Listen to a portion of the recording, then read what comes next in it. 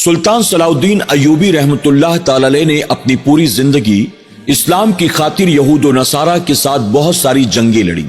एक मर्तबा एक मुजाहिद को यहूदियों ने गिरफ्तार किया और यहूदी बादशाह के दरबार में ले जाकर उसे खड़ा किया गया। जब बादशाह ने उस मुसलमान मुजाहिद को देखा तो गुस्से में आग बबूला हो गया और फौरन हुक्म नाफिज करता है, ले जाओ और इसे ले जाकर मौत के घाट उतार दो। इससे पहले कि जल्लाद उसे ले जाता, वजीर ने फौरन आगे बढ़कर अपने बादशाह के कान में कहा, हुजूर, ये नौजवान है, मुसलमान है, जंगजू है, एक आदमी कई कई लोगों का मुकाबला करने की ताकत रखता है, ये खूबसूरत भी है, ज़हीन भी है। इसे ज़ाये करने से बेहतर ये है अगर हम इसको यहूदी बना दें तो यह हमारे बहुत काम आएगा। इस पर यहूदी बादशाह ने कहा कि ठीक है, अगर तुम्हें ये लगता है कि ये अपने मजहब को छोड़कर यहूदी बन जाएगा तो मैं तुम्हें इस बात की इजाजत देता हूं, तुम इसे यहूदी बनाने की कोशिश करो। उस यहूदी वजीर ने आगे बढ़कर मुसलमान मुजाहिद से कहा, ऐ मुसलमान, अगर तुम चाहते हो कि हम तुम्हारी सजा को माफ कर दें तो उसकी खातिर तुम्हें एक काम करना होगा।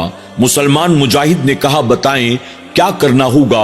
इस पर यहूदी वजीर कहता है, अगर तुम इस्लाम को छोड़कर हमारे मजहब यानी यहूदियत को कबूल कर लो, हम तुम्हारी मौत की सजा को माफ कर देंगे। इस पर मुसलमान मुजाहिद मुस्कुराकर कहता है, मैं इस्लाम को छोड़ने से बेहतर मौत को गले लगाने के लिए तैयार हूं। तुम मुझे मौत की सजा दे दो, लेकिन मैं इस्लाम हरगिज हरगिज नहीं छोड़ूंगा। इस पर वजीर कहता है कि ठीक है, अगर तुम यहूदी नहीं बनते तो एक काम करो, सलाउद्दीन अयूबी का साथ छोड़ दो। सलाउद्दीन अयूबी के पास कौन सा मालो असबाब है, उसके पास कौन सा बहुत लंबा चौड़ा लश्कर है, उसके मददगार तो मुट्ठी भर हैं। अगर हम उसके मुकाबले पर आ जाएं तो उसे खत्म करते हुए हमें ज्यादा देर नहीं लगेगी। तुम सलाउद्दीन अयूबी का साथ छोड़कर हमारे साथ आ जाओ।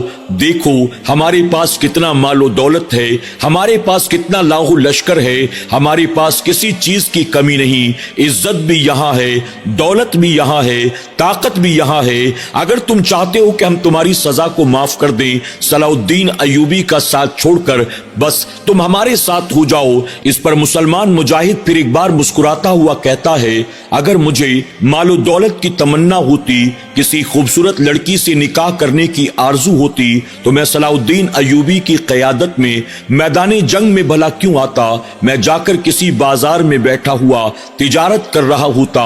मैं तो मैदाने जिहाद में दुनिया की मालो मता के लिए नहीं आया हूँ, बल्कि अल्लाह और उसके रसूल की रजा के लिए अपनी जान कुर्बान करने के लिए आया हूँ।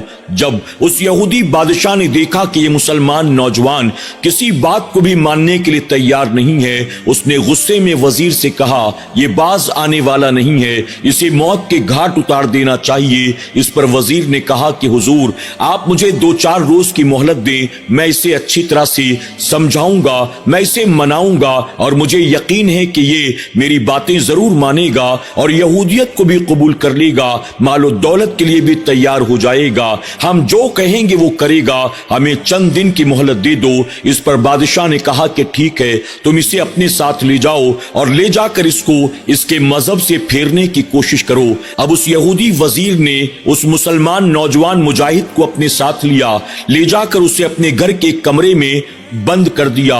जब रात की तारीकी छाई तो उस बंद कमरे में उस यहूदी वजीर ने कई लड़कियों को बरहना करके यके बाद दीगरे कमरे के अंदर दाखिल किया।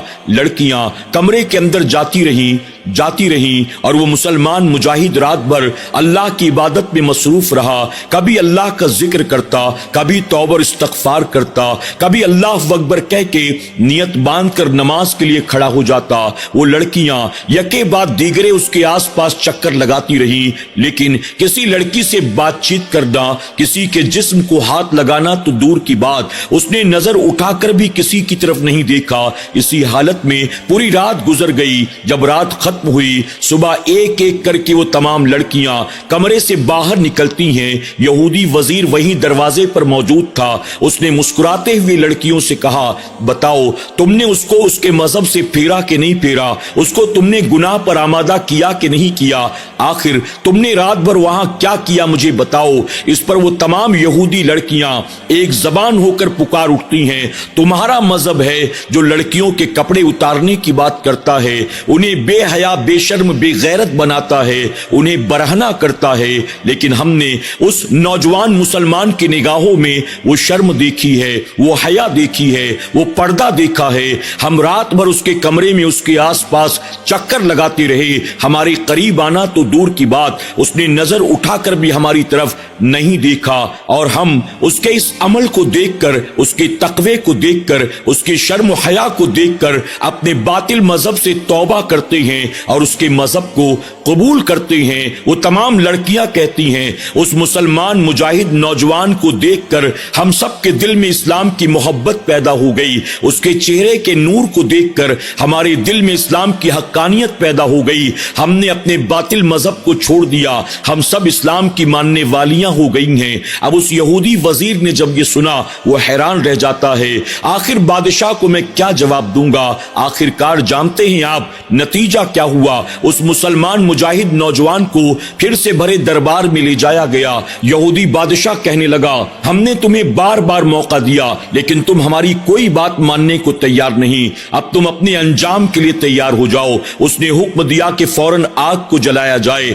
آگ جب جلنے لگی تو اس نے حکم دیا اس پر ایک بڑے سے کڑاہ کو لا کر رکھا جائے، ایک بڑی سی کڑاہ کو لا کر رکھا گیا۔ اب حکم دیا کہ اس کے اندر ڈھیر سارا تیل ڈالا جائے۔ جب وہ تیل اس کڑاہ کے اندر ابلنے لگا، اس نے کہا اب اس مسلمان نوجوان کو لے کر آؤ۔ مسلمان نوجوان مجاہد کو لایا گیا۔ اس کے بعد یہودی بادشاہ کہتا ہے، اب تم اپنے انجام کے لیے تیار ہو جاؤ، میں تمہیں آخری موقع دیتا ہوں، اگر تم نے اسلام کو چھوڑ کر یہودیت کو قبول کر لیا ہم تمہیں معاف کر دیں گے، ہم تمہیں اپنے دربار میں کوئی بڑا عہدہ دے دیں گے، ہم تمہاری شادی کروائیں گے، ہم تمہارے لیے مال و دولت کا انتظام کریں گے، اور اگر تم نے ہماری بات کو نہیں مانا اس کھولتے ہوئے تیل میں تمہیں ڈال دیا جائے گا، اور پھر تم جانتے ہو کہ تمہارا انجام کیا ہوگا۔ اس مجاہد نے کہا، میں تو پہلے ہی کہہ چکا، میں اپنی جان داؤں پر لگانے کو تیار ہوں لیکن اسلام سے پھرنے کو تیار نہیں۔ اس پر بادشاہ نے غصے میں کہا،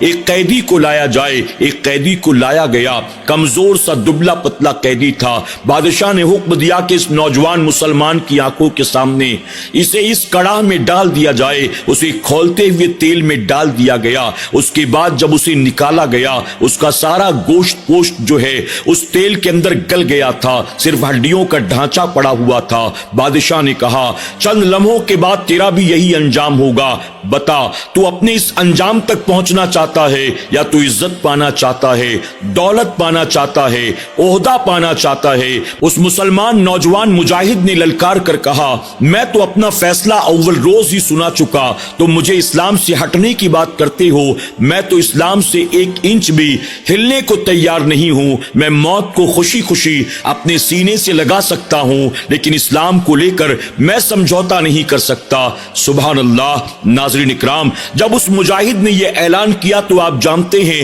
نتیجہ کیا ہوا۔ تھوڑی دیر پہلے جسے موت کی دھمکیاں دی جا رہی تھی، جسے موت کے گھاٹ اتارنے کے منصوبے کیے جا رہے تھے، جسے مرتد ہونے کی دعوت دی جا رہی تھی، جسے مال و دولت کے ذریعے للچایا جا رہا تھا، اس مجاہد کے استقامت کو دیکھ کر، اس کے دینی جذبے کو دیکھ کر وہاں موجود تقریباً 40,000 یہودیوں نے اس مجاہد کے ہاتھ پر اسلام قبول کر لیا۔ سبحان اللہ۔ جسے یہودی چلے تھے مرتد کرنے کے لیے، اس نے خود یہودیوں کو کلمہ پڑھا کر جنت کے راستے کا مسافر بنا دیا۔ ناظرین اکرام، جب تک روئے زمین پر ایسے مسلمان موجود تھے، اللہ تبارک و تعالیٰ نے اسلام کو، مسلمانوں کو عزت عطا کی تھی، اور جب سے ہمارے اور آپ کے جیسے کمزور ایمان والے پیدا ہوئے، چھوٹی چھوٹی باتوں پر جھکنے کو، ناک رگڑنے کو، ہر کسی کے ہاتھ پاؤں جوڑنے کو تیار ہو جاتے ہیں، ہر کسی کی ہاں میں ہاں ملانے کو تیار ہو جاتے ہیں، ہر کسی کے ساتھ اٹھنے بیٹھنے کھانے پینے، ان کی رضا کے لیے ان کے پیچھے پیچھے چلنے، ان کے جھنڈے اٹھانے کو تیار ہو جاتے ہیں، ان کی جے جے کار کرنے کو تیار ہو جاتے ہیں، تب سے ہم اور آپ پوری دنیا میں ذلیل و خوار ہو رہے ہیں۔ لیکن جب تک صلاح الدین ایوبی جیسے مجاہد موجود تھے، اللہ تبارک و تعالیٰ نے وہ جہاں جاتے انہیں عزت عطا فرماتا تھا، کامیاب کامیابی عطا فرماتا تھا، برکت عطا فرماتا تھا۔ اللہ تبارک تعالی ہمیں اور آپ کو بھی اپنے ان نیک بندوں کے صدقے دین پر استقامت عطا کرے، اور دین کی خاطر اللہ ہمیں اپنا تن من دھن سب کچھ قربان کرنے کی توفیق عطا فرمائے۔ ایسی واقعات سے اللہ ہمیں سبق حاصل کرنے کی اور ان مجاہدین اسلام کے نقش قدم پر چلنے کی توفیق عطا کرے، آمین یا رب العالمین۔